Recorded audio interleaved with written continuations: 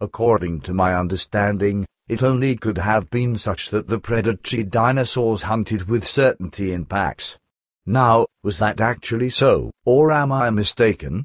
At the same time, I also think of the experiences on my great journey with Semyaza and Patar, where I could observe on the primeval world how the large predatory dinosaurs hunted and tore large herbivores in packs.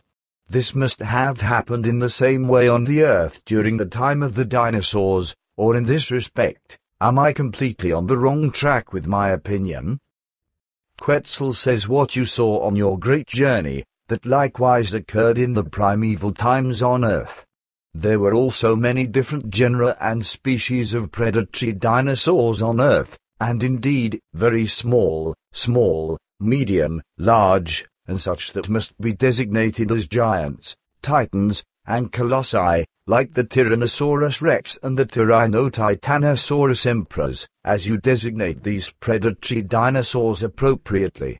Between these two predatory dinosaurs, however, there was one other giant dinosaur on Earth, which we named Gigantic Dinosaur, which reached a size of up to 14 meters.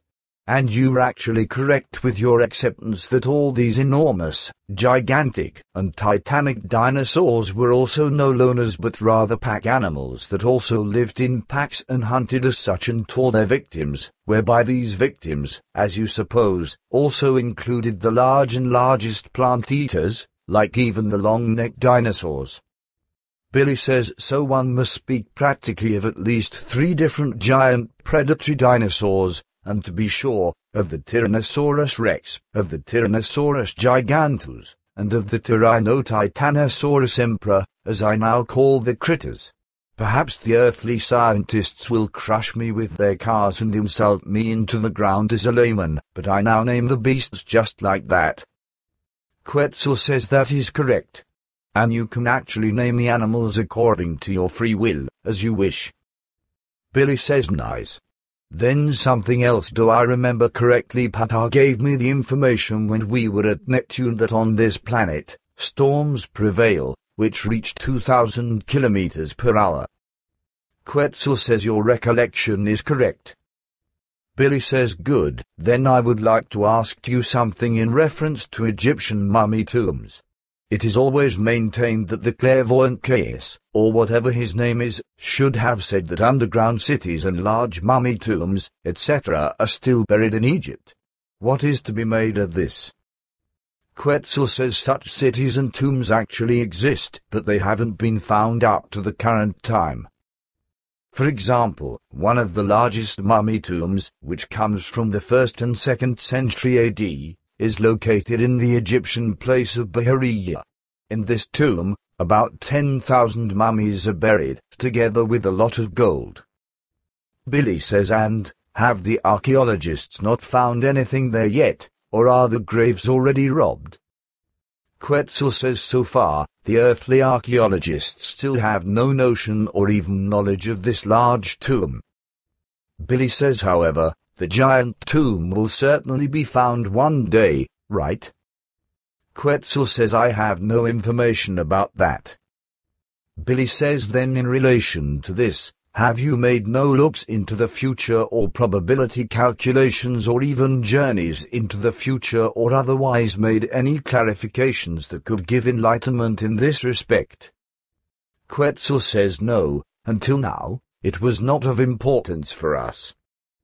Billy says well, then just not. It also isn't so important.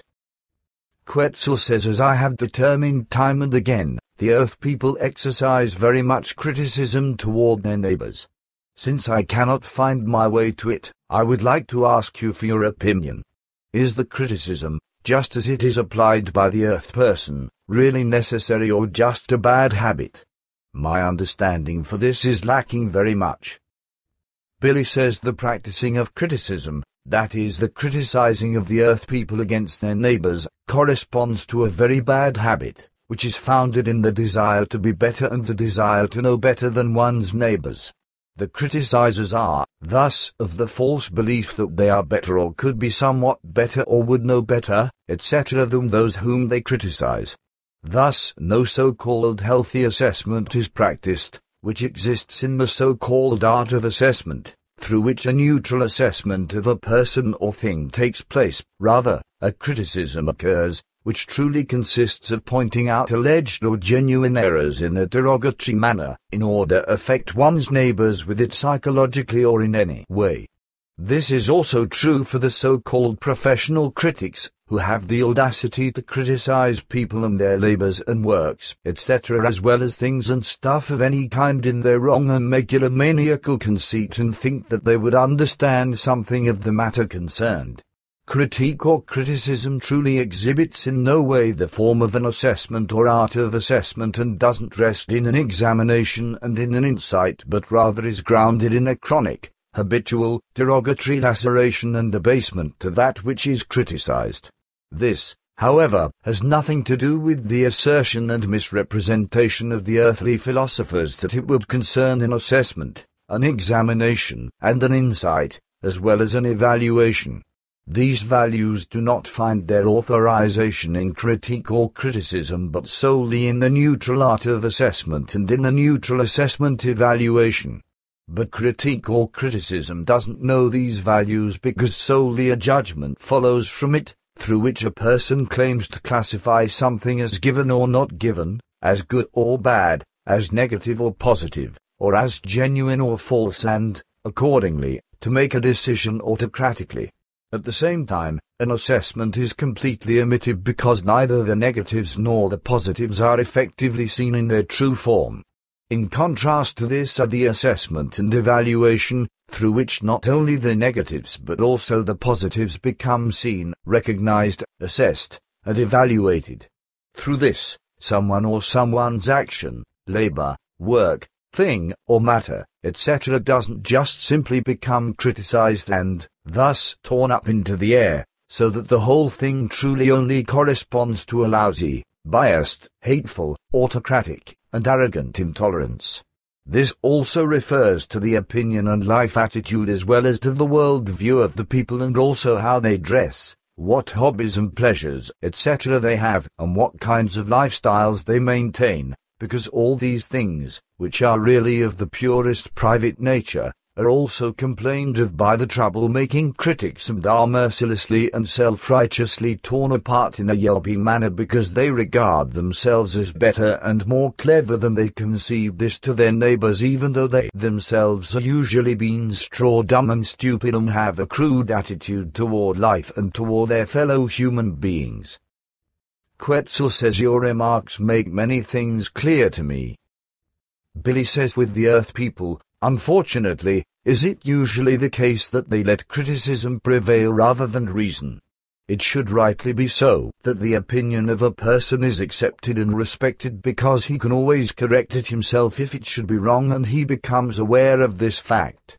However, critics don't note this freedom of human beings but rather force them into a pattern that is foreign to them through their criticism.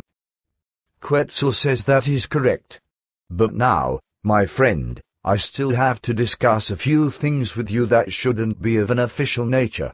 So let's now talk about these concerns. The end.